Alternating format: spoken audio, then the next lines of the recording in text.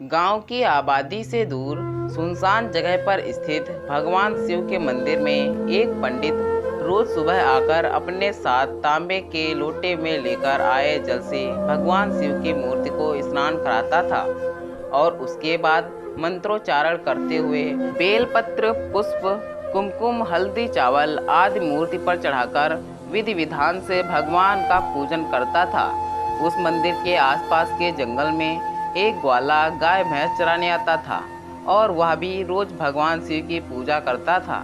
लेकिन उसका पूजन करने का तरीका पंडित के पूजन के तरीके से काफ़ी अलग था। वह पंडित से पहले आकर मंदिर के पास अपनी गाय भैंस इकट्ठा करके पास के तालाब से सूखी लौकी के खोल में जल भरकर लाता था और भगवान की मूर्ति पर स्नान कराता था और फिर आसपास मौजूद पेड़ पौधों से बेलपत्र और फल फूल तोड़कर भगवान को समर्पित कर देता था। इसके बाद दोनों हाथों जोड़कर प्रभु से कुछ देर विनती करके अपनी गाय भैंस की खबर लेने चला जाता था। भगवान शिव उसकी श्रद्धा और भक्ति के साथ किए जाने वाले प्रतिदिन की इस पूजा से काफ़ी प्रसन्न होते थे। लेकिन उनकी अर्धांगिनी माँ पार्वती उस ग्वाले की पूजा के तरीके से बिल्कुल भी खुश नहीं थी। उन्हें इस बात पर तो बेहद गुस्सा आता था कि वो ग्वाला उनके स्वामी को चढ़ाने वाले फलों को पहले चखकर जूठा करता था और फिर प्रभु को भेंट करता था। एक दिन उन्होंने अपने मन की बात भगवान शिव से कहने का फैसला किया और बोली, आप इस मूर्ख ग्वाले का मंदिर में आना जाना बंद कर दो। एक तो विधि विधान पूजा नहीं करता, ऊपर आपको जूठे फल भेंट करता है। हाँ, उस पंडित का आना जाना बंद मत करना, क्योंकि विधि विधान से पूरी पवित्रता के साथ आपका पूजन करता है। पार्वती, मैं तुम्हारी बात मानकर अपने उस ढोंगी भक्त पंडित का मेरे पास आना जाना तो जारी रखने दे सकता हूँ, पर अपने इस सच्चे भक्त ग्वाले को मेरे पास आने से नहीं रोक पाऊंगा। माता पार्वती की बात का उत्तर देते हुए भगवान शिव ने कहा, आप केवल नाम के भोलेनाथ नहीं हैं, अभी तो आप मन से भी पूरे भोलेनाथ हैं। आपको किस ओर से वह ग्वाला आपका सच्चा भक्त और वह पंडित ढोंगी भक्त लगता है। भोलेनाथ नाम तो मेरा है, पर वास्तव में भोली हो, इसलिए सच्चे को गलत और ढोंगी को सच्चा समझ रही हो। मैं तुम्हें अपने तर्कों से दोनों के बीच अंतर को समझाऊंगा तो तुम मेरी बात से सहमत नहीं होंगी, इसलिए मैं तुम्हें कल तुम्हारे सामने ही दोनों की मुझ में श्रद्धा और भक्ति का परीक्षण करके दिखाऊंगा। अगले दिन भगवान शिव ने अपनी दिव्य शक्तियों से ग्वाले के एक पैर में मोच पैदा कर दी। इसकी वजह से अपनी गाय भैंस को लेकर मंदिर के करीब पहुंचने में ग्वाले को थोड़ा विलंब हो गया और तब तक पंडित मंदिर में आ गया। पंडित के डांटने के डर से ग्वाले ने उसके पूजा करके वापस जाने के बाद अपनी पूजा शुरू करने का फैसला किया और मंदिर से कुछ दूर खड़े रहकर पंडित के मंदिर से बाहर निकलने की प्रतीक्षा करने लगा। कुछ पलों के बाद उसे अचानक मंदिर जोर जोर से हिलता हुआ नजर आया। मंदिर गिर गया तो मेरे भगवान दबकर मर जाएंगे, इसलिए मुझे मंदिर के अंदर जाकर भगवान को बचाना चाहिए।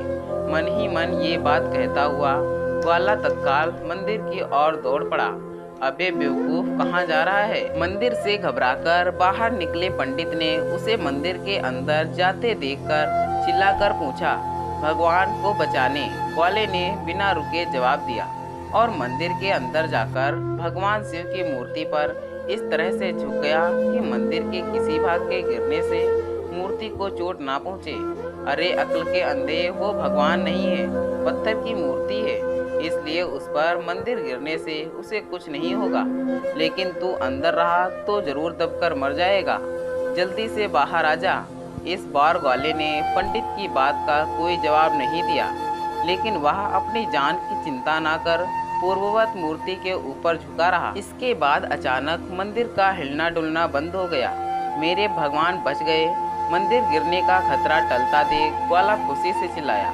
शायद भूकंप आया था, कहते हुए पंडित ने मंदिर के अंदर दोबारा प्रवेश किया और ग्वाले को बाहर भगाकर पूजा करने लग गया।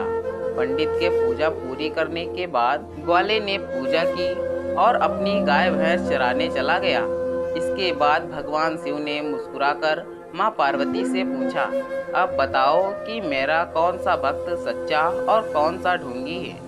मुझे पत्थर की मूर्ति समझने वाला वो पंडित अपनी पंडितगिरी का धंधा चलाने के लिए जरूरी होने के कारण मेरी पूजा करने आता है, या ये ग्वाला जो बिना किसी स्वार्थ के मुझे वास्तविक भगवान समझकर रोज सच्ची श्रद्धा और भक्ति से अपने सामर्थ्य के अनुसार मेरी पूजा करता है, और आज मुझ पर संकट आया देखकर अपने प्राणों की चिंता किए बिना मुझे बचाने आ गया। मैं अपनी भूल के लिए क्षमा चाहती हूँ प्रभु। इस बात को लेकर अब मेरे मन में कोई संशय नहीं रहा कि ये ग्वाला ही आपका सच्चा भक्त है। पर एक बात मेरी समझ में नहीं आई कि ये फलों को आपको भेंट करने से पहले चख कर जूठे क्यों करता है।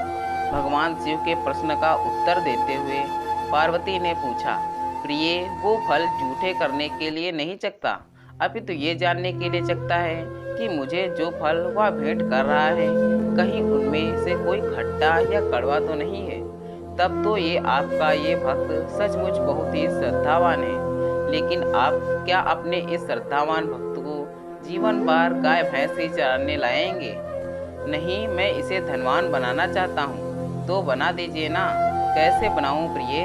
स्वयं मेरे पास धन के नाम पर एक चांदी का सिक्का तक नहीं है। ऐसा करता हूँ, ये जिम्मेदारी गणेश जी को दे देता हूँ। वो जरूर कहीं से कहीं इस ग्वाले को इतना धन दिला ही देगा कि ये अपने परिवार के साथ सारी उम्र आराम से अपनी जिंदगी बिता सके। तुम एक काम करो, ध्यान लगाकर गणेश से संपर्क करो और उससे कहो कि मैंने उसे याद किया है। जी स्वामी, कहकर माता पार्वती ध्यान मग्न हो गई। कहिए पिताश्री, आपने मुझे आज अचानक किस लिए याद किया? अपने वाहन मूषकराज के साथ प्रकट होकर गणेश जी ने भगवान शिव के सामने प्रकट होकर प्रश्न किया।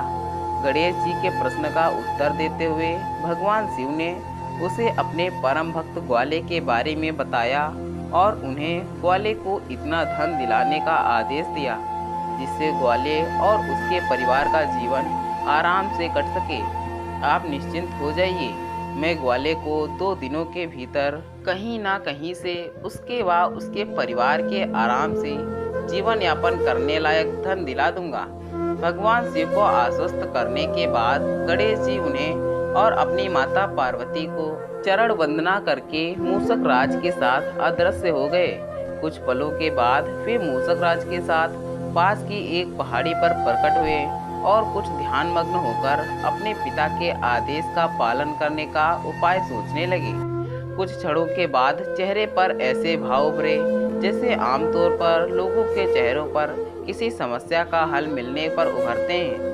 उन्होंने आंखें खोलकर मूषक राज से कहा, भाई, जिस ग्वाले रघु को पिताश्री ने धन दिलाने के लिए कहा है, उसके पिता बहुत धनवान थे, लेकिन उसके गांव के दीनानाथ नाम के सेठ ने ग्वाले के पिता को दी गई कर्ज की मामूली सी रकम न चुका पाने के कारण उसका रहने का मकान को छोड़कर उसकी बाकी की सारी संपत्ति हड़प ली थी। यदि हम ग्वाले को वह संपत्ति वापस दिला दें तो ग्वाले ऐसे ही काफ़ी धनवान बन जाएगा। इसके लिए मेरे दिमाग में एक योजना है जिस पर हम आज रात को क्रियान्वित करेंगे। इसके बाद गणेश जी ने मूषक राज को अपनी योजना समझा दी और योजना अनुसार गणेश जी ने मध्य रात्रि के समय सेठ दीनानाथ के दिवंगत पिता का रूप धारण करके दीनानाथ के स्वप्न में प्रवेश किया और उससे कहा, अरे तू कैसा मूर्ख व्यक्ति है, तुझे रघु के पिता को दिए गए कर्ज की एवज में उसके 10-12 लाख की जमीन नहीं बल्कि उसका रहवासी मकान लेना चाहिए था, क्योंकि उस मकान के नीचे उसके पूर्वजों का 20-22 करोड़ रुपए का खजाना दबा हुआ है। खैर, अभी भी कुछ नहीं बिगड़ा है। तू एक काम कर, रघु को मुँह मांगी कीमत देकर उसका मकान खरीद ले और उसकी खुदाई कराकर वो खजाना निकाल ले।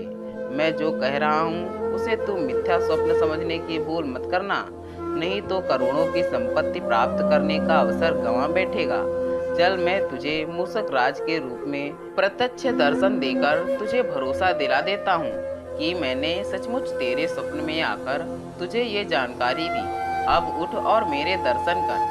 गणेश जी के दीनानाथ के पिता के रूप में अपनी बात खत्म करते ही दीनानाथ हड़बड़ाकर उठा और अपने कमरे का लाइट जलाकर बेचैनी से उधर उधर देखने लगा।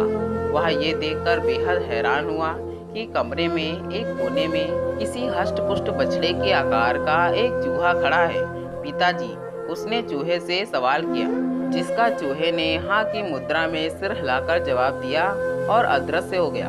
इसके बाद दीनानाथ पूरी रात जागकर सुबह होने का बेसब्री से इंतजार करता रहा ताकि वह जल्दी से रघु के पास जाकर उससे उसका मकान खरीदने का सौदा कर सके। गणेश जी के उसके स्वप्न से निकलने के बाद रघु के सपने में उसके पिता बनकर पहुँचे और उससे कहा, रघु, कल सुबह तेरे पास सेठ दीनानाथ हमारा मकान खरीदने के लिए आएगा। तू उसे अपना मकान तब तक बेचने के लिए तैयार मत होना जब तक कि वह इस मकान की कीमत 1 करोड़ देने के लिए तैयार ना हो। अपना संदेश रघु तक पहुंचाने के बाद गणेश जी उसके स्वप्न से भी बाहर निकल गए। इसके बाद रघु भी हैरान परेशान था। स्वप्न की सत्यता परखने के लिए बाकी की रात को सो ना पाया। दूसरे दिन सुबह सेठ दीनानाथ ने रघु के घर पहुंचकर उससे उसका मकान 5 लाख रुपए में खरीदने की इच्छा जाहिर की। तो रघु का पूरा विश्वास हो गया कि उसका स्वप्न सच था। उसने अपने पिता की आज्ञानुसार दीनानाथ से कह दिया कि वह अपना मकान बेचना नहीं चाहता। ये सुनकर दीनानाथ अपने करोड़ों का खजाना पाने की तमन्ना पर पानी फिरता देख निराश हो गया। लेकिन वह आसानी से इतना बड़ा फायदा अपने हाथ से निकलने देने वालों में से न था। उसके मकान की कीमत 5 लाख से बढ़ाकर 10 लाख कर दी और रघु ने जब उसे पिछले बार जैसा ही जवाब दिया तो उसने मकान की 20 लाख कर दी। 2-2.5 लाख रुपए के जीर्ण मकान को 20 लाख रुपए में खरीदने की बात सुनकर रघु का मन विचलित होने लगा। लेकिन उसने अपने स्वप्न पर दृढ़ विश्वास रखते हुए अपने मन में उठ रहे विचारों पर काबू करके दीनानाथ को इस बार भी मकान बेचने से मना कर दिया। लेकिन दीनानाथ पर खजाना प्राप्त करने का लालच हावी था, इसलिए उसने पहले मकान की कीमत 20 लाख से बढ़ाकर 50 लाख कर दी और रघु से नकारात्मक जवाब मिलने के बाद मकान की कीमत सीधे 1 करोड़ कर दी। मुझे सौदा मंजूर है, लेकिन इस शर्त पर कि आपको आज ही मकान की एक मुश्त कीमत देकर रजिस्ट्री करवानी पड़ेगी। मकान की कीमत 1 करोड़ सुनते ही रघु ने एक शर्त रखकर दीनानाथ का प्रस्ताव स्वीकार कर लिया। मुझे भी तुम्हारी शर्त मंजूर है। तुम ठीक 10:30 बजे मकान के कागजात और तुम्हारा एक परिचय का प्रमाण पत्र लेकर तैयार रहना। मैं अपनी कार लेकर आऊँगा और तुम्हें अपने साथ शहर ले जाकर आज ही मकान के रजिस्ट्रेशन करा लूँगा। यह कहकर दीनानाथ खुशी खुशी घर लौट गया। 1 करोड़ रुपए लेकर अपने मकान की रजिस्ट्री दीनानाथ के पक्ष में करने के बाद रघु ने अपने परिवार के साथ वो मकान छोड़ दिया और गांव में एक नया मकान और बहुत सी जमीन खरीदकर आराम से रहने लगा। अब उसे अपने परिवार का जीवन यापन करने के लिए दूसरे की गाय भैंस चराने की जरूरत नहीं थी। लेकिन उसने भगवान शिव के मंदिर में जाकर पूजा पाठ करना बंद नहीं किया, बल्कि अचानक किस्मत ने करवट लेकर उसे ढेर सारी संपत्ति भेंट कर देने से उसके मन में ईश्वर के प्रति श्रद्धा व विश्वास और अधिक बढ़ गया।